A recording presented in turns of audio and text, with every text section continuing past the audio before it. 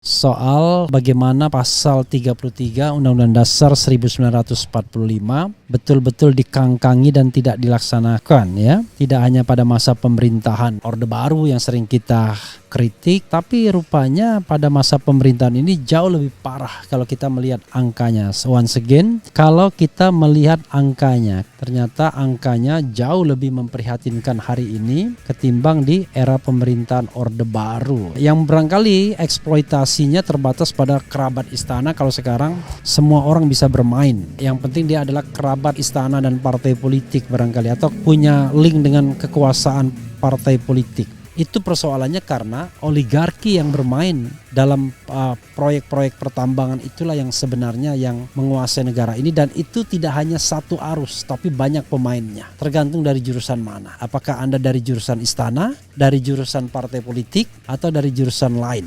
It could be possible dari jurusan katakanlah state coercive juga yang menguasai senjata.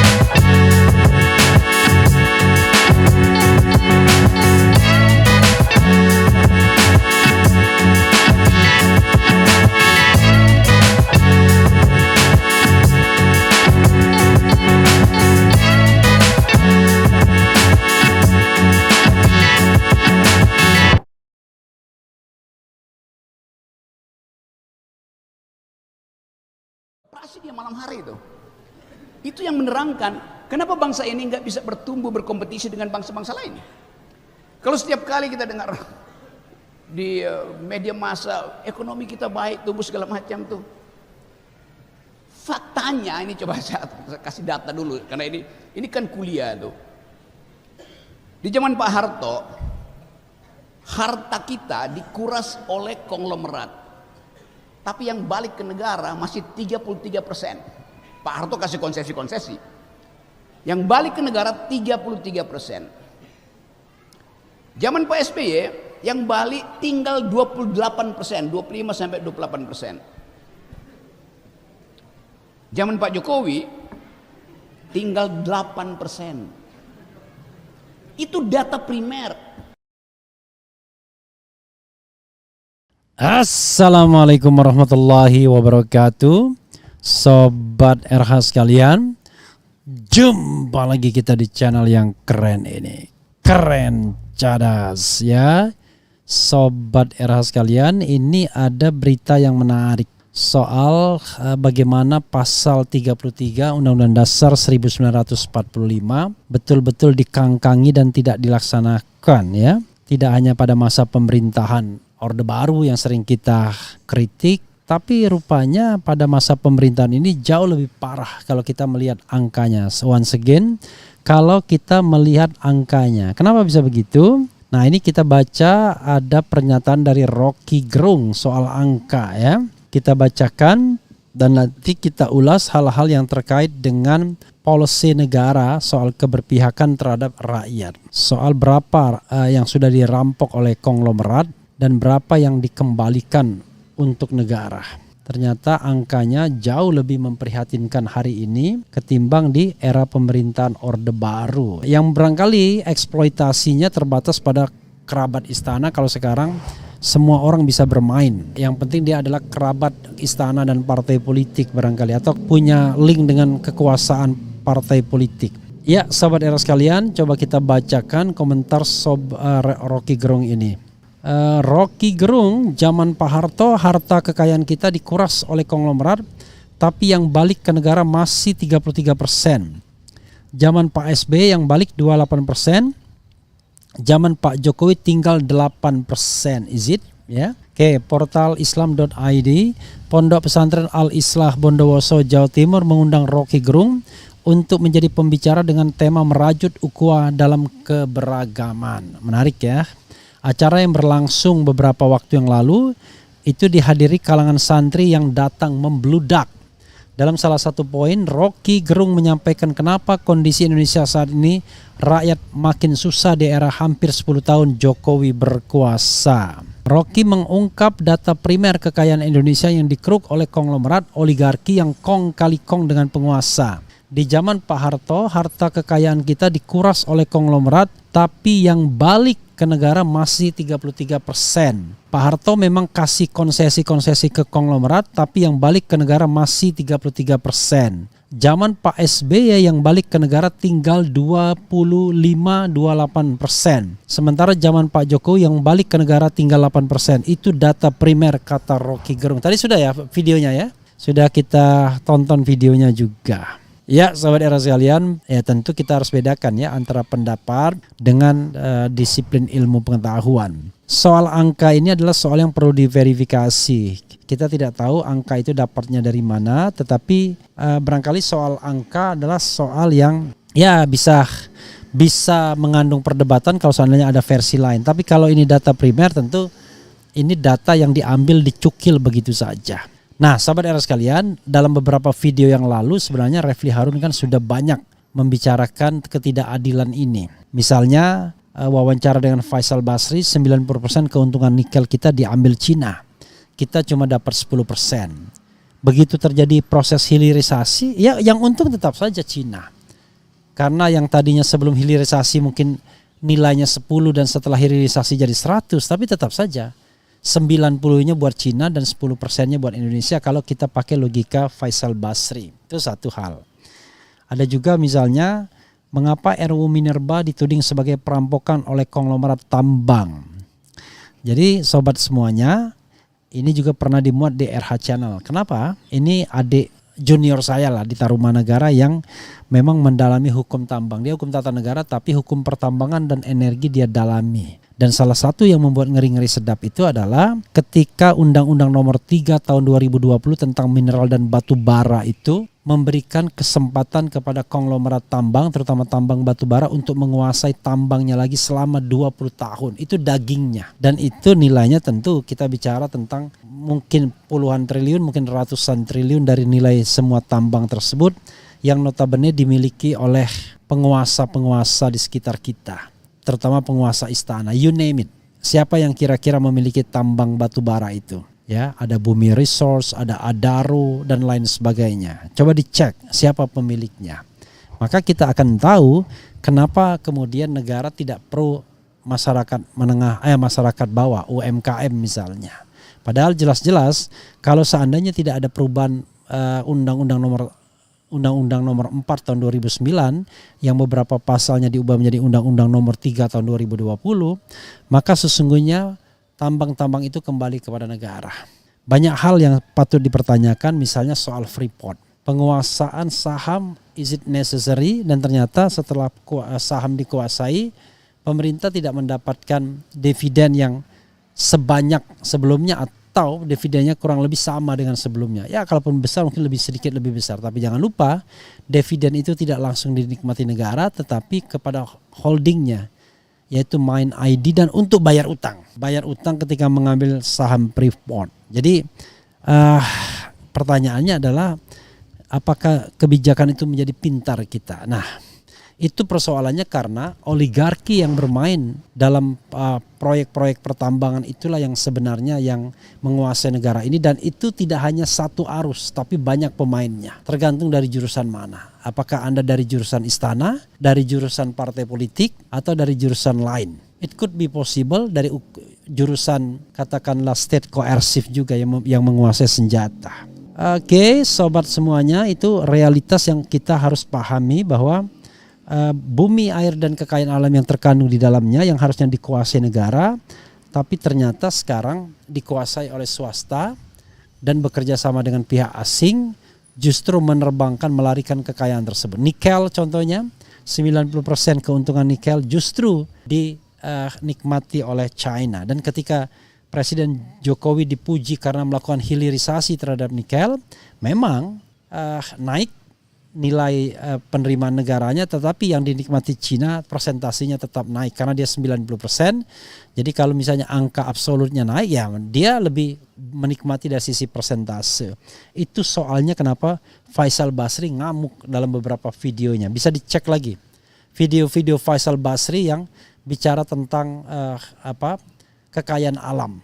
Dan Faisal Basri juga pernah diinterview langsung oleh RH Channel ke sini ya. Oke. Saya rely on Faisal Basri karena saya yakin dia adalah orang yang lurus ya untuk bicara tentang ekonomi Indonesia dan tidak punya pretensi untuk meminta atau menjabat sesuatu. Semua ditolak oleh Faisal Basri kecuali yang sifatnya ad hoc seperti tim tata kelola migas pada awal pemerintahan Presiden Jokowi. Oke. Luar biasa perampokan di era Pak Harto lebih baik daripada Jokowi. Ya satu aspek ya, tidak semua aspek. Kalau aspek politik ya saya katakan nggak bisa kita bandingkan. Era Pak Harto tuh era otoriter, era non demokratis. Kalau sekarang maunya dibilang era demokratis tetapi terjadi penurunan demokrasi. Jangan lupa bahwa demokrasi itu adalah hasil perjuangan mahasiswa dan Jokowi bisa menjadi presiden, punya legacy, punya kemewahan menjadi presiden karena perjuangan demokratis era reformasi. Karena kalau dulu tidak bisa membayangkan orang biasa bisa menjadi calon presiden, bahkan calon sekalipun ya. Oke, tetap mahal yang dirasakan. Sistem Soeharto semua penjabat dikontrol. TNI bawahan Soeharto diawasi, korupsi dikontrol, oligarki, pengusaha dikuras, semua rakyat kecil dimakmurkan, petani makmur. Iya dan tidak, saya tidak bisa memberikan penilaian di bidang ekonomi, tapi yang saya rasakan di bidang politik memang gak seharusnya kita mempertahankan sistem pemerintahan Orde Baru yang memang membuat kita terancam terus menerus ya. Oke, sobat semuanya, satu hal yang ingin saya garis bawahi adalah kalau kita misalnya membandingkan era Jokowi dan era Pak Harto, ya memang kita harus memiliki angka yang objektif karena itu ekonomi. Tapi kalau bidang politik, terus terang saya tidak mau kembali kepada era Orde Baru ya.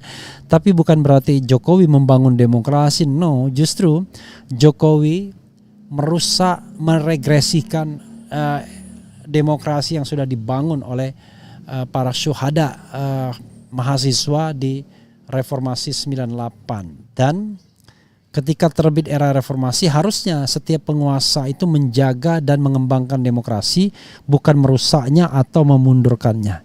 Itu sobat era sekalian yang kita harus pahami. Sekali lagi soal ekonomi, soal yang kita harus perhatikan angka-angka persisnya. Dan saya hanya rely on apa yang disampaikan orang-orang yang memang saya percaya untuk bicara tentang angka-angka ekonomi. Sebagai contoh tadi Faisal Basri, bisa juga Ihsanuddin Nursi dan Rocky Gerung sering menyampaikan data juga walaupun dia backgroundnya bukan ekonom tapi seorang filsuf atau orang yang belajar filsafat. Tapi dia adalah seorang generalis yang juga paham logika-logika ekonomi politik, filsafat, agama, sosial dan lain sebagainya. Sobat era sekalian, itu saja ya. Wassalamualaikum warahmatullahi wabarakatuh. Ciao.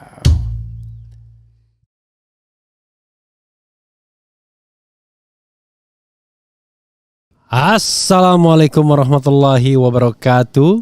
Sobat RH sekalian, jumpa lagi kita di channel yang keren ini, keren cadas ya.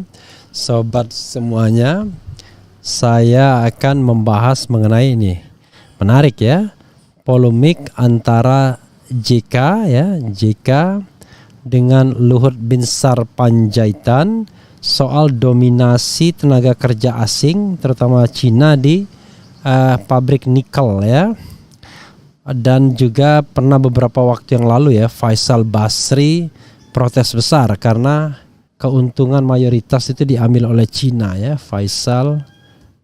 Jadi katanya bohong kalau seandainya kalau itu dikatakan bahwa Indonesia mendapatkan keuntungan dari nikel yang luar biasa, karena yang jelas yang untung itu justru asing, kata Faisal Basri. Bahkan Faisal Basri mengatakan 90% keuntungan nikel itu diambil oleh orang lain, bukan oleh Indonesia ya. Misalnya ini ekspor biji nikel ke Cina rugikan Indonesia, kok masih banyak yang suka ngibul ya. Jokowi sebut Indonesia dapat bonus dari biji nikel, Faisal Basri, kebohongan luar biasa. Oke, coba kita lihat nanti ya perdebatan apa yang disampaikan oleh Rizal Ramli, disampaikan oleh Faisal Basri soal nikel ini. Tapi ini kita akan bahas mengenai perdebatan JK dan Luhut saling balas soal TKA Cina di pabrik nikel. Coba kita baca ya. Panas, Yusuf Kala dan Luhut saling balas soal banyak TKA Cina di pabrik nikel.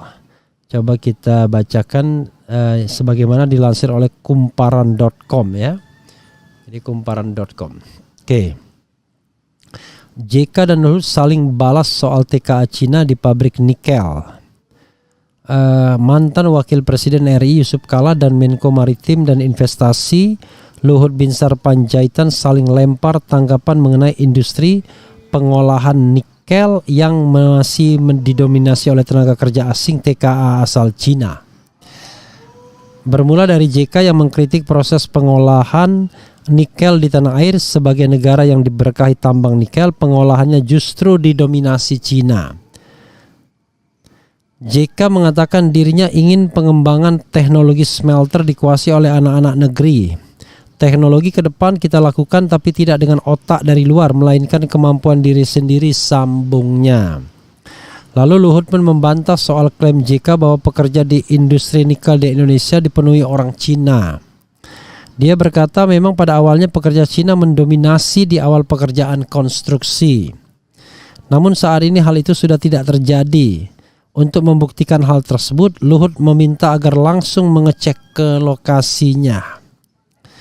JK respon balik Luhut ya.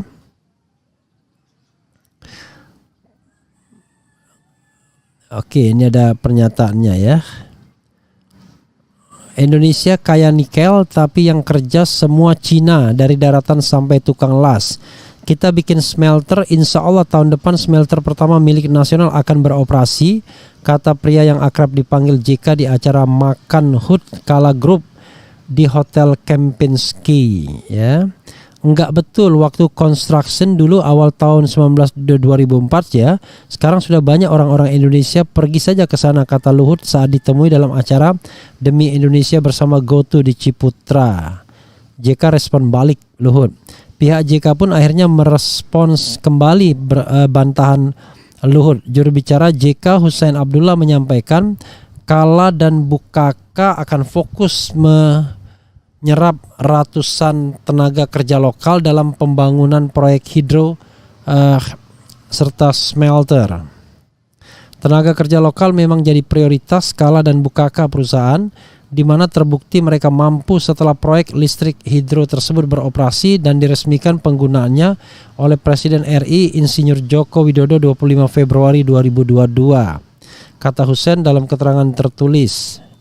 Hussein mengatakan bahwa Bukaka tetap memiliki pekerja asing, namun mereka beroperasi sebagai pihak supplier mesin yang bertugas menjaga kualitas mesin.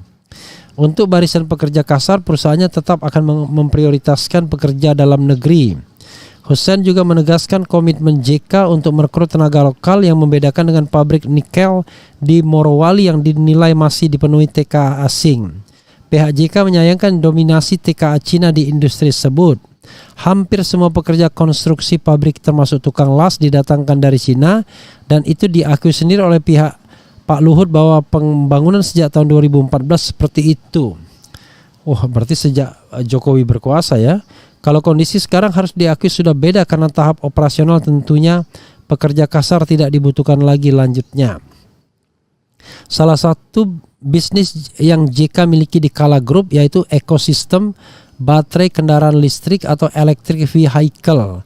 Salah satu perusahaan yang dibangun Kala Group adalah smelter produksi baterai EV yaitu nikel sulfat yang terletak di Palopo, Sulawesi Barat. Ya, sobat era sekalian ya. Ini tadi soal perdebatan antara JK dengan Luhut Binsar Panjaitan.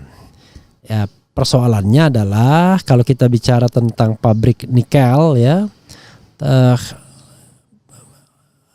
yang namanya pekerja Cina itu rasanya bukan mitos ya, karena banyak sekali laporan yang mengatakan pekerja Cina atau TKA Cina ya, tenaga kerja asing itu berdatangan terutama di daerah Morowali ya, dan tentu kedatangan mereka melakukan dominasi besar-besaran. Nah, kita baru bicara mengenai penguasaan secara fisik, tapi bagaimana dengan penguasaan secara strategis? Misalnya dari industri nikel tersebut atau dari pabrik nikel tersebut, siapa yang sesungguhnya menyerap keuntungan terbesar? Faisal Basri pernah mengatakan bahwa 90% keuntungan itu diambil oleh China. Nanti kita bacakan ya, Rizal Ramli juga misalnya mengatakan bahwa justru keuntungan terbesar diambil dari China, bukan Indonesia ya.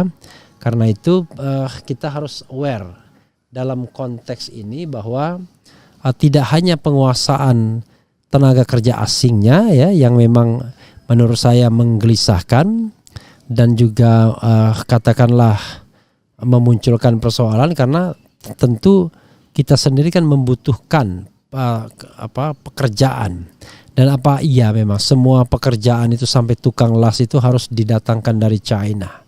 Apakah tidak bisa tenaga-tenaga lokal, dan tenaga dari China hanyalah tenaga-tenaga yang memang betul-betul strategis yang tidak bisa digantikan oleh tenaga kerja lokal. Padahal kita tahu bahwa policy atau politik ketenaga kerjaan kita begitu ya, entah kalau kita sudah berubah sekarang. Jadi yang bisa dikerjakan di dalam negeri ya diutamakan tenaga-tenaga kerja dalam negeri. Tapi persoalannya kita tidak tahu bagaimana bargaining position dengan pihak China. Kadang pemilik modal atau investor kan bisa mendikte persyaratan-persyaratan investasi yang mungkin juga mereka mengatakan akan membawa pekerja-pekerja dari mereka ya, mungkin dengan alasan macam-macam. Salah satu alasannya adalah ya memastikan proyek atau pabrik itu berjalan seperti yang mereka kehendaki, baik dari sisi kualitas maupun dari time frame pengerjaan misalnya. Nah, sekali lagi kita kan take it or leave it. Ada orang mau berinvestasi di kita, tetapi dia ingin mendikte kita, yaitu semua tenaga kerja dari mereka misalnya, kemudian juga semua mereka yang atur, dan kita cuma tahu beres. Setelah tahu beres pun nanti ternyata mayoritas keuntungan buat mereka juga. Nah, ini kan menjadi persoalan ya. Sekali lagi nanti kita akan bacakan Faisal Basri dan Rizal Ramli soal nikel ini, itu yang paling penting. Karena kalau misalnya ya pabrik-pabrik itu yang bangun TKA, maka kesempatan ketenaga kerjaan berkurang jauh.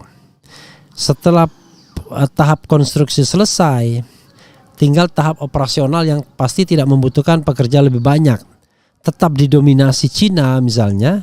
Waduh, menjadi persoalan ya. Karena itu memang baik juga ya mengikuti pesan Luhut Binsar Panjaitan agar memang dilihat sendiri. Ya sekali-sekali lah Menteri Tenaga Kerja melihatnya, membawa media ya untuk melihat bagaimana operasional pabrik-pabrik nikel tersebut. Lalu bawa juga ekonom-ekonom untuk memastikan bahwa kita memang pihak yang lebih banyak mendapatkan keuntungan, bukan seperti yang disampaikan Faisal Basri atau Rizal Ramli. Nah, ini kan baru fair ya. Jangan sampai kemudian tiba-tiba justru dalam kerjasama ini kita rugi. Di tahap awal yang tadinya berharap menyerap tenaga kerja sudah dikuasai mereka, tahap operasional dikuasai mereka, keuntungannya juga dikuasai oleh para investor. Lalu Indonesia dapat apa? Maka seperti dikatakan Yusi Harakunio, Indonesia cuma menjadi erzat kapitalisme semu, yaitu komprador, orang-orang atau tokoh-tokoh di sini bekerja sama dengan investor asing.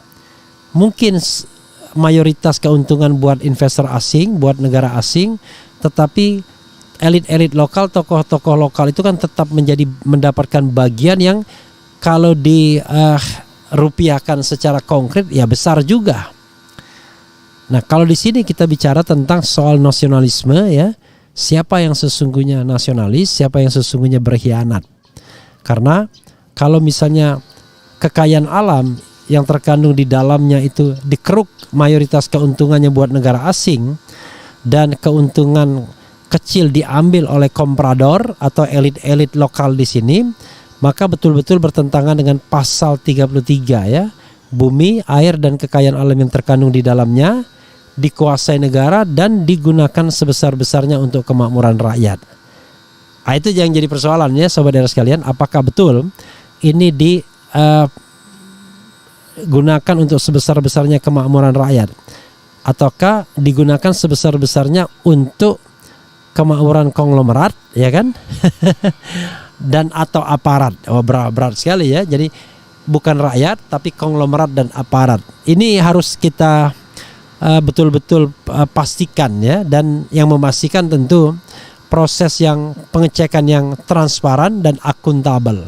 Ya, sekali-sekalilah bawa media ke tempat-tempat di mana pekerja-pekerja Cina itu bekerja, dan kemudian biar diketahui apakah betul klaim Luhut bahwa jumlahnya sudah makin sedikit dan sekarang pihak Indonesia men-take over misalnya. Tapi kalau pihak Indonesia tidak men-take over, hanya sekedar menyaksikan bahwa mereka mengolah, tapi hanya mereka berinvestasi dan keuntungan kita sebagian kecil saja, maka tentu kita mengkhianati konstitusi pasal 33 ya. Polanya begini, berkuasa, incar sektor-sektor penting, serap kumpulkan, berhutang besar, buat undang-undang dan peraturan memprotek dan saver ke semua birokrasi untuk membungkam semua itu. Ya, saudara sekalian ya, yang jadi bahaya buat kita adalah ketika kekuasaan ini ternyata mengeruk banyak dari bumi Indonesia, dan ketika terjadi peralihan kekuasaan, penguasa baru itu mendapatkan lahan yang kering kerontang dan dia berusaha mengeksploitasi lahan-lahan lain atau pusat-pusat ekonomi lainnya atau pusat-pusat keuangan lainnya. Maka kita hanya berganti penguasa tetapi rezim tidak berganti. Jadi rezim yang korup, yang menguras keuangan rakyat terus bertahan. Nah, bagaimana caranya? Ya gampang, lihat saja. Para pejabat itu ikut berdagang enggak? Kalau para pejabat ikut berdagang, rasanya kok saya enggak terlalu happy ya. Tidak terlalu yakin ya bahwa mereka trusted. Jadi tapi kalau mereka tidak ikut berdagang, hanya mengurus negara, itu baru hebat. Tapi kalau mereka berdagang, mereka kaya karena kekuasaan, maka pertanyaannya adalah berapa yang masuk kantong pribadi dan berapa yang disumbangkan buat negara. Harusnya semua disumbangkan buat negara dan tidak ada yang masuk kantong pribadi kalau kita bicara tentang pejabat publik yang sesungguhnya. Kita lihat ya nanti ya, kita akan bahas bagaimana celotehan Faisal Basri dan Rizal Ramli mengenai nikel ini, biar kita mendapatkan gambaran ya, karena mereka ekonom yang reputable ya, yang tentu tidak mengabdi pada kekuasaan dan juga tidak mungkin sakit hati ya, terutama Faisal Basri yang tidak pernah mau dengan jabatan-jabatan di pemerintahan walaupun sudah ditawari. Itu saja sahabat sekalian. Wassalamualaikum warahmatullahi wabarakatuh.